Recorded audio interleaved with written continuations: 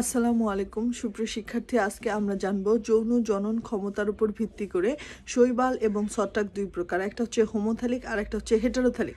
হোমোথ্যালিককে বলা হচ্ছে মনোওসিয়াস এবং হেটারোথ্যালিককে বলা হচ্ছে ডাইওসিয়াস। যে দেখো, শৈবালের একটা দেহ দুই ধরনের গ্যামেট, একটা পুং গ্যামেট এবং একটা স্ত্রী গ্যামেট যদি তৈরি করে, তখন সেই শৈবাল বা ছত্রাককে বলা হচ্ছে হোমোথ্যালিক। হোমো মানে সেম, থেলি আসছে থ্যালাস থেকে, থ্যালাস মানে দেহ, সেম দেহে দুই ধরনের গ্যামেট। একে আরেকটা নামে ডাকা হচ্ছে মনোওসিয়াস, যেমন হচ্ছে স্পাইরোজাইরা শৈবাল এবং মিউকর কি বলতো দেখি ছত্রাক হচ্ছে হোমোথ্যালিক বা মনোওসিয়াস।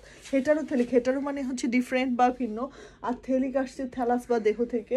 যে ভিন্ন ভিন্ন দেহে যদি ভিন্ন ভিন্ন গ্যামেট, ভিন্ন পুং গ্যামেট এবং ভিন্ন দেহে কি হয়, স্ত্রী গ্যামেট তৈরি হয়, তাহলে সেই ধরনের শৈবাল বা ছত্রাককে বলা হচ্ছে হেটারোথ্যালিক। হেটারোথ্যালিকের আরেকটা নাম হচ্ছে ডাইওসিয়াস।